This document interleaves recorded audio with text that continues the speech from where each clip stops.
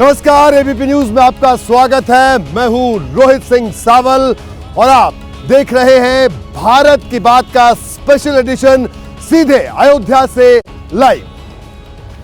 देखिए, लोकसभा चुनाव में अब सिर्फ 54 दिन बाकी बच गए हैं और जैसे जैसे लोकसभा चुनाव नजदीक आ रहे हैं, राजनीतिक गतिविधियां तेज हो रही हैं। आज मायावती ने अकेले चुनाव लड़ने का ऐलान कर दिया, तो दूसरी तरफ इंडिया गठबंधन में संयोजक के पद को लेकर अभी भी पेच फंसा हुआ है। और इसी को लेकर मेरे पास आज एक बहुत बड़ी खबर है कि इंडिया गठबंधन में संयोजक के पद को लेकर जो खींचतान चल रही है, उसके बीच में एक सबसे बड़ी बात यह है कि पिछले 2 दिन से संयोजक के पद को लेकर कोई चर्चा नहीं हुई है।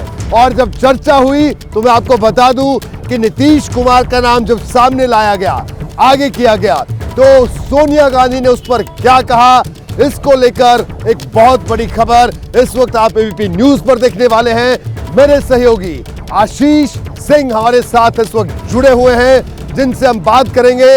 आशीष, इंडिया गठबंधन में संयोजक पद का जो पेंच है वो फंसा हुआ है। नीतीश कुमार संयोजक बन सकते थे, ऐसी चर्चा थी। इस बीच जब बैठक हुई इंडिया गठबंधन के शनिवार को, नीतीश का नाम भी रखा गया। आखिर सोनिया गांधी ने ऐसा क्या कहा कि ये पेच फंस गया या यूं कहे उलझ गया? आशीष। जी हाँ, बिल्कुल। आज हम अपने दर्शकों को बताते हैं कि आखिर वो कौन सी बात थी जो सबसे ज्यादा चुभी नीतीश कुमार को, क्यों नीतीश कुमार बिफर गए और आखिरकार उन्होंने संयोजक पद को कबूल नहीं किया। मैं आपको बता दूं रोहित की बैठक में जब उनके नाम का प्रस्ताव रखा गया था, इससे संबंधित बड़ी खबरें हम परसों भी ब्रेक कर चुके हैं, लेकिन सबसे बड़ी बात जैसे ही ये तय हुआ आम सहमति से कि उनके नाम की घोषणा कर दी जाए, सभी सदस्यों ने कहा कि चलिए अब इसको अनाउंस कर देते हैं, तब सोनिया गांधी, कांग्रेस की पूर्व अध्यक्षा, उस बैठक में ऑनलाइन जुड़ी हुई थी। उन्होंने कहा कि 1 मिनट हम कोई भी ऐलान करें उससे पहले जो 2 हमारे प्रभावी जो महत्वपूर्ण सदस्य हैं, ममता बनर्जी और अखिलेश यादव, उनको इन्फॉर्म कर दिया जाए, उनको भी बता दिया जाए। यही वो बात थी जो नीतीश कुमार को खटकी और उनके साथ वहां पर मौजूद ललन सिंह ने तुरंत इस पर आपत्ति दर्ज कराते हुए कहा था, जो मुझे टॉप सोर्सेज ने बताया है, कि ये कोई बात नहीं हुई। अगर पहले से तय था और सबकी सहमति हो गई है तो सिर्फ इसलिए ऐलान नहीं करना ठीक नहीं होगा और इस पर हमारे नेता यानी नीतीश कुमार की सहमति नहीं है। इसके बाद फिर चर्चा आगे बढ़ी और यह हुआ कि ममता बनर्जी को आखिर बताए कौन, जिस पर जब मल्लिकार्जुन खड़गे ने कहा राहुल गांधी क्यों नहीं ममता बनर्जी से बात करके उनको इसकी सूचना दे देते हैं, तब राहुल गांधी ने कहा कि आप लोगों ने बैठक से पहले ये जरूर चर्चा की होगी और सबको बताया होगा, फिर भी आप चाहते हैं तो मैं बात कर लूंगा। लेकिन ममता बनर्जी नीतीश कुमार के नाम पर राजी नहीं है। ये दूसरी बात थी सोनिया गांधी के कहे हुए बात के बाद, जिस पर नीतीश कुमार खुद बिफरे और फिर उन्होंने कहा कि हमने आवेदन खुद नहीं दिया था, फिर आप अपनी पार्टी से संयोजक या अध्यक्ष बना ले। तो ये 2 वो बड़ी बात थी रोहित, जो हमें दर्शकों को बतानी जरूरी थी, जो परत दर परत परसों की बैठक की अब जो सच्चाई है वो खुल करके सामने आ रही थी कि सोनिया गांधी ने जब कहा तब ये बात नीतीश कुमार को बुरी लगी कि उनको बताना या उन 2 नेताओं की, खासकर ममता बनर्जी की अनुमति लेकर के मुझे संयोजक बनाया जाए, ये मैं कतई कबूल नहीं करूंगा। आशीष, आपका बहुत बहुत शुक्रिया इस बहुत बड़ी खबर के लिए। तो आशीष कुमार सिंह ने बताया कि किस तरह से सोनिया गांधी ने जब बात रखी और नीतीश कुमार को लेकर पेच किस तरह पूरी अंदर की कहानी एबीपी न्यूज ने आप तक पहुंचाई कि किस तरह से इंडिया गठबंधन में संयोजक का पद फंस गया। एक तरफ इंडिया गठबंधन में संयोजक पद को लेकर पेच फंसा हुआ है, तो दूसरी तरफ जनता दल यूनाइटेड और आरजेडी के बीच भी रिश्ते उलझते हुए दिख रहे हैं। दरअसल बिहार की राजधानी पटना में राबड़ी देवी के घर पर मकर संक्रांति के दिन एक भोज हुआ। नीतीश कुमार इस भोज में पहुंचे, लेकिन चंद मिनटों में ही वो वहां से निकल गए। जैसे ही नीतीश वहां से निकले, उसके बाद आरजेडीयू और जेडीयू के रिश्तों को लेकर कई सवाल उठना शुरू हो गए।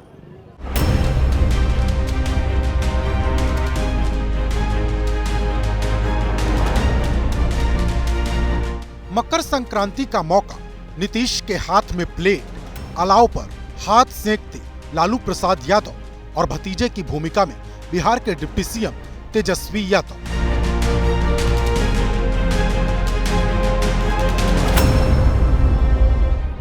राबड़ी के बंगले में लालू की मकर संक्रांति वाली महफिल गुलजार तो हुई, लेकिन इस बार की तस्वीर से कई चीजें गुल यानी गायब थी। पुरानी तस्वीरों से मिलान करेंगे तो बात साफ हो जाएगी। 90 दिन के अंतराल के बाद मकर संक्रांति पर लालू और नीतीश मिले तो 8 साल का फर्क साफ साफ नजर आया। 2016 में नीतीश जब मकर संक्रांति के मौके पर लालू के घर पहुंचे थे तो लालू ने बड़ा भाई बनकर माथे पर दही का तिलक लगाया था, जीत का आशीर्वाद दिया था। लेकिन इस बार नीतीश राबड़ी के घर जैसे गए थे, सूना माथा लेकर वैसे ही वापस लौट आए।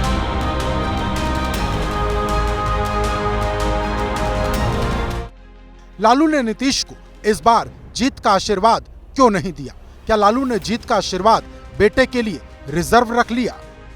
ये वो सवाल हैं जिनका जवाब या तो लालू प्रसाद यादव दे सकते हैं या फिर नीतीश कुमार। लेकिन इन सवालों को ताकत मिल रही है, इसके पीछे की एक वजह उस 10 मिनट में भी तलाशी जा रही जो नीतीश कुमार ने राबड़ी के बंगले पर बिताया। इसके बारे में एक बड़ी दिलचस्प बात बताएंगे, लेकिन उससे पहले बताते हैं कि लालू से मिलने नीतीश कैसे पहुंचे। नीतीश कुमार एक अणे मार्ग यानी अपने सरकारी आवास के बैकडोर से निकले। वहां से बिहार की पूर्व मुख्यमंत्री राबड़ी देवी का बंगला करीब 100 मीटर की दूरी पर है। अपने करीबी मंत्रियों और नेताओं के साथ पैदल ही निकले नीतीश सीधे राबड़ी के घर की तरफ बढ़ गए। नीतीश मकर संक्रांति पर लालू से मिलने जाएंगे, ये खबर सबको पहले से थी, लिहाजा मीडिया फ्रंट गेट पर मौजूद था। लेकिन नीतीश ने जेडीयू के पूर्व राष्ट्रीय अध्यक्ष ललन सिंह और बिहार के जल संसाधन मंत्री संजय झा को साथ लेकर राबड़ी के घर में बैकडोर से एंट्री मारी। रिसीव करने के लिए दरवाजे पर तेजस्वी पहले से मौजूद। राबड़ी आवास के मेन गेट पर थी, लेकिन अचानक नीतीश बैक गेट से अंदर घुसे हैं। नीतीश कुमार सुबह 11:50 पर राबड़ी के बंगले में पहुंचे और ठीक 10 मिनट बाद यानी दोपहर 12 बजे बंगले से बाहर आ गए। 10 मिनट वाली मुलाकात के बाद नीतीश जैसे ही राबड़ी आवास से निकले, मकर संक्रांति के भोज का 10 सेकंड वाला वीडियो बाहर आ गया। लालू से मुलाकात के बाद राबड़ी के बंगले से बाहर निकलने के लिए भी नीतीश ने बैकडोर का ही इस्तेमाल किया। इसके बाद नीतीश इस 100 मीटर वाली यात्रा पर सियासी गलियारों में तमाम तरह के सवाल उठने लगे। देखिए, राबड़ी आवास से नीतीश कुमार जो है बाहर निकल रहे हैं। आज मकर संक्रांति पर राबड़ी आवास 10 सर्कुलर रोड पर जो है चूड़ा दही भोज कार्यक्रम का आयोजन किया गया था। नीतीश कुमार बैक गेट से अंदर गए हैं, पैदल चलकर राबड़ी आवास पहुंचे थे, साथ में ललन सिंह थे। देखिए, नीतीश बाहर आ रहे हैं, ललन सिंह है, तेजस्वी है। अब नीतीश बाहर की तरफ निकल रहे हैं, लेकिन मीडिया से बातचीत नहीं कर रहे हैं। धक्का धुक्की वाली स्थिति यहाँ पे है। सब कोई नीतीश का मेन गेट पर इंतजार कर रहा था। सारी मीडिया राबड़ी आवास के मेन गेट पर थी, लेकिन अचानक नीतीश बैक गेट से अंदर घुसे हैं। ललन सिंह के साथ तेजस्वी बाहर खड़े थे उनको रिसीव करने के लिए। नीतीश कुमार ने राबड़ी के बंगले में प्रवेश के लिए बैकडोर क्यों चुना? क्या नीतीश कुमार मीडिया के सवालों से बचना चाहते हैं? लालू और नीतीश की मीटिंग सिर्फ 10 मिनट ही क्यों चली? सवाल ये भी उठा कि कहीं आरजेडी और जेडीयू के गठबंधन में गांठ तो नहीं पड़ गई। 2024 में इंडी गठबंधन का पिछले बार राजद और माले का खाता नहीं खुला था बिहार में। इस बार इंडी गठबंधन के किसी भी गठबंधन के साथी का खाता खुलने वाला नहीं है।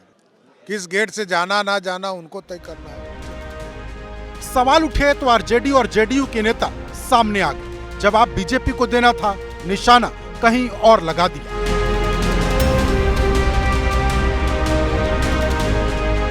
When he will need to talk to media, he will call the press and he will address it. 24 घंटे का पोर्टल हो गया है और 24 घंटे का चैनल है, तो सबको जब तक सनसनी बनाइएगा नहीं तो व्यूअर्स टिकेगा कैसे? देखिए, कोई मतलब निकालने की आवश्यकता नहीं है। आज दही चूड़ा के मौके पर जब भी यहाँ आयोजन होता है, भारी संख्या में कार्यकर्ता अपने नेता को देखने के लिए भी आते हैं और दही चूड़ा का जो भोज होता है उसका भी आनंद लेते हैं। सवाल भी उठे, जवाब भी आए और बात बीजेपी के डर तक पहुंच गई। लालू के बेटे और बिहार के डिप्टी सीएम तेजस्वी यादव बोले कि नीतीश और लालू जब भी मिलते हैं बीजेपी घबरा जाती है।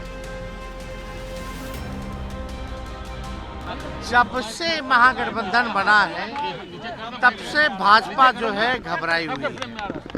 जब से आदरणीय लालू जी, मुख्यमंत्री नीतीश जी एक साथ आए हैं और जिस हिसाब से नौकरियां दी जा रही हैं तो लोगों में तो थोड़ा डर तो है कि भाई ये लोग तो अपना कमिटमेंट भी पूरा करते आ रहे हैं, तो इसलिए कोई भी कुछ भी कहता रहे, इससे कोई फर्क पड़ने वाला।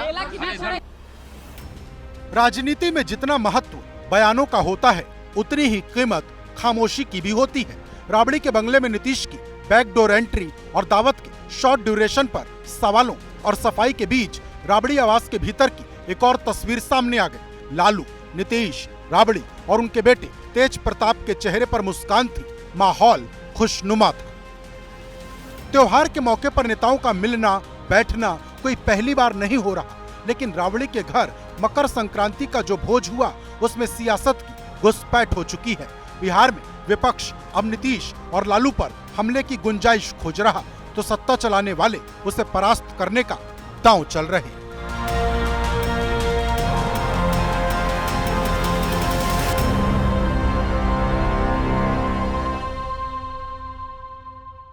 लंबे इंतजार के बाद आखिरकार बीएसपी सुप्रीमो मायावती ने ऐलान कर दिया कि वो अकेले लोकसभा का चुनाव लड़ेंगी। मैंने आपको पहले ही बताया था कि बीएसपी सुप्रीमो इंडिया गठबंधन का हिस्सा नहीं बनने वाली है, और हुआ भी यही।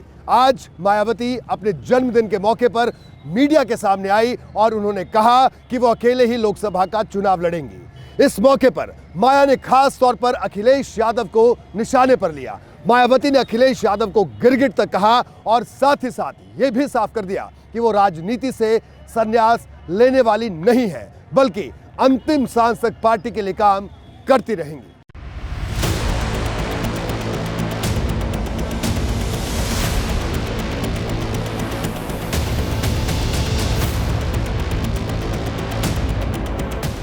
मौका 68वें जन्मदिन का था।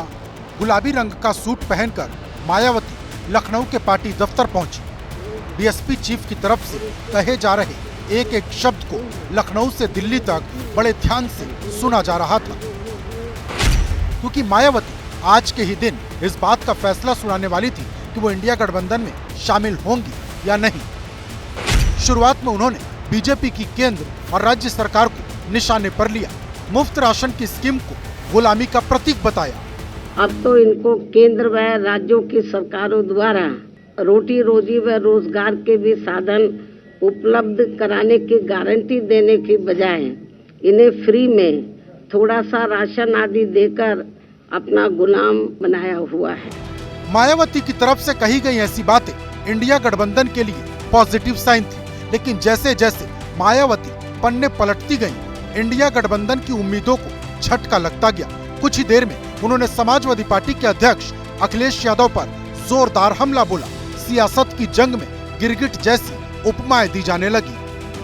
विपक्ष के इंडिया गठबंधन को लेकर जिस प्रकार से सपा मुखिया ने एक सोची समझी रणनीति के तहत बीएसपी के लोगों को गुमराह करने के उद्देश्य से कुछ ही घंटों के अंदर बीएसपी प्रमुख के प्रति गिरगिट की तरह अपना रंग बदला है, तो उससे भी पार्टी के लोगों को जरूर सावधान रहना है।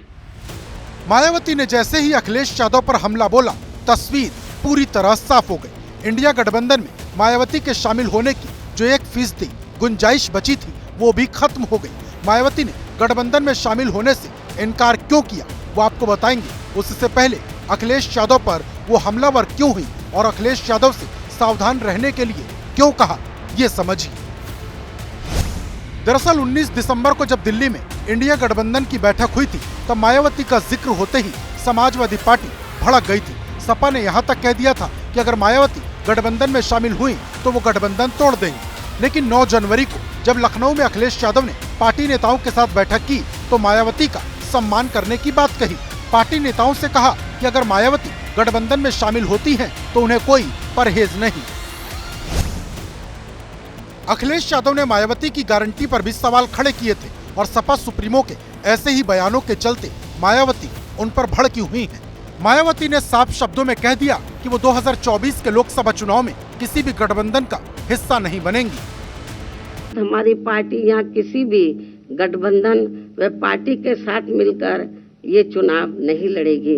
गठबंधन करके चुनाव लड़ने में बीएसपी का वोट तो गठबंधन से जुड़ी पार्टी को पूरा चला जाता है, लेकिन उनका अपना बेस वोट व विशेषकर अपर कास्ट समाज का वोट बीएसपी को ट्रांसफर नहीं हो पाता है। इस बात की चर्चा तो बहुत पहले से थी कि मायावती अपने बर्थडे पर सरप्राइज देने वाली हैं, लेकिन इंडिया गठबंधन के नेताओं को नहीं पता था कि मायावती का सरप्राइज उनके लिए टेंशन बढ़ाने वाला होगा। मायावती जी का और बहुजन समाज पार्टी का निर्णय है, वो अलग लड़ना चाहे, उन्हें शुभकामनाएं। बहुदलीय लोकतंत्र में हर शख्स को आजादी है कि वो कैसे चुनाव लड़ना चाहता है, लेकिन देश 2024 में विशेष परिस्थितियों में चुनाव लड़ रहा है। उत्तर प्रदेश में बहुजन समाज पार्टी इस वक्त अपने सियासी ढलान पर है। विधानसभा और विधान परिषद में मायावती के एक विधायक है, और ऐसे हालात के बावजूद अगर मायावती ने अकेले चुनाव लड़ने का फैसला लिया तो समाजवादी पार्टी इशारों में इसे बीजेपी की सियासी चाल बता रही। देखिए, कौन कहा जा रहा है वो उनका निर्णय है, वो अब राष्ट्रीय अध्यक्ष हैं। कौन किसके कहने पे कह रहा है, क्या कर रहा है, अब इसकी पता नहीं ना। 2019 में मायावती और अखिलेश ने जब गठबंधन किया था तो बीजेपी को यूपी में करीब 9 सीटों का नुकसान उठाना पड़ा। इस बार मायावती इंडिया गठबंधन में शामिल हो जाती तो बीजेपी की घेराबंदी और मजबूत हो सकती थी। हालांकि बीजेपी कहती है कि मोदी के आगे कोई भी गठबंधन नहीं टिक सकता। चुनाव अलग लड़ने या इंडी गठबंधन या किसी से मिलकर के लड़ने, इसके कारण से भारतीय जनता पार्टी की सेहत पर कोई असर नहीं पड़ता है, क्योंकि भारतीय जनता पार्टी उत्तर प्रदेश की सभी 80 सीटें 2024 में जीतने की तैयारी करके लड़ रही है, तैयारी कर रहे हैं हम लोग। और 2024 में तीसरी बार मोदी सरकार बनना तय है, यह लोगों ने तय कर लिया है। 2019 में बीएसपी ने अगर लोकसभा की 10 सीटें जीती थी तो इसके पीछे समाजवादी पार्टी के साथ उसका गठबंधन बड़ी वजह था। मायावती जानती हैं कि अकेले चुनाव लड़ने पर नतीजे क्या हो सकते हैं, और ये सब जानने के बावजूद अगर उन्होंने अकेले चुनाव लड़ने का फैसला लिया तो इसके पीछे जरूर कोई ना कोई बड़ी वजह होगी। मायावती ने जैसे ही अकेले लोकसभा चुनाव लड़ने का ऐलान किया, उसके बाद लखनऊ से लेकर दिल्ली तक हड़कंप मच गया। दरअसल कांग्रेस के नेताओं को उम्मीद थी कि मायावती देर सबेर ही सही लेकिन इंडिया गठबंधन का हिस्सा बनेंगी, लेकिन ऐसा नहीं हुआ और इंडिया गठबंधन को एक बड़ा झटका मायावती ने दिया। दरअसल इंडिया गठबंधन के रणनीतिकारों का यह मानना था कि लोकसभा चुनाव में उत्तर प्रदेश में सीधी टक्कर हो इंडिया गठबंधन के प्रत्याशी और बीजेपी के प्रत्याशी के बीच, लेकिन माया के इस ऐलान के बाद अब यह साफ हो गया है कि उत्तर प्रदेश की तमाम 80 की 80 सीटों पर मुकाबला त्रिकोणीय होगा।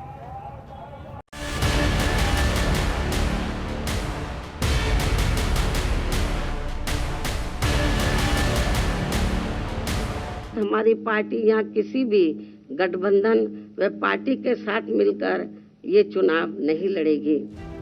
मायावती के इस फैसले का असर लोकसभा चुनाव के नतीजों में साफ साफ नजर आएगा, क्योंकि मायावती की बीएसपी सीटों के मामले में भले ही मजबूत न हो, लेकिन वोट बैंक के मामले में वो अहम जरूर है।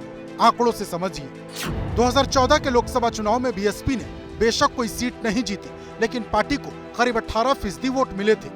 इसी तरह 2017 के यूपी विधानसभा चुनाव में बीएसपी ने भले ही 19 सीटें जीती, लेकिन वोट प्रतिशत 22% से ऊपर रहा। 2019 में जब एसपी के साथ गठबंधन किया तब 10 सीट जीती और 38 सीटों पर ही चुनाव लड़कर 19% से ज्यादा वोट शेयर हासिल की। 2022 के विधानसभा चुनाव में बीएसपी भले एक सीट पर सिमट गई, लेकिन उसका वोट 13% के आसपास था। यानी मायावती के पास चुनाव में इतने वोट होते हैं कि वो नतीजों की तस्वीर कुछ हद तक बदल सकती है। अब जबकि मायावती ने इंडिया गठबंधन में शामिल होने से इनकार कर दिया है, तो यूपी की सियासत और भी ज्यादा दिलचस्प हो गई है। मायावती अगर अलायंस में नहीं जाती हैं, समाजवादी पार्टी भी अकेले चुनाव लड़ेगी और ऐसा लगता है कि जैसे कांग्रेस भी अकेले लड़ेगी या छुटपुट दल उसके साथ आ सकते हैं, तो इसका टोटल बेनिफिट ये होगा कि बहुकोणीय मुकाबला होगा, मल्टी एंगुलर मुकाबला होगा। तो इसका मेजर बेनिफिट जो शिफ्ट होगा वो बीजेपी की तरफ शिफ्ट होगा, और बीजेपी भी शायद कमोबेश यही चाहती है कि एटलीस्ट उत्तर प्रदेश में सारी पार्टियां अलग अलग लड़े। मायावती का मानना है कि गठबंधन में चुनाव लड़ने से वोट ट्रांसफर नहीं होता। इसके लिए उन्होंने कुछ उदाहरण भी दिए।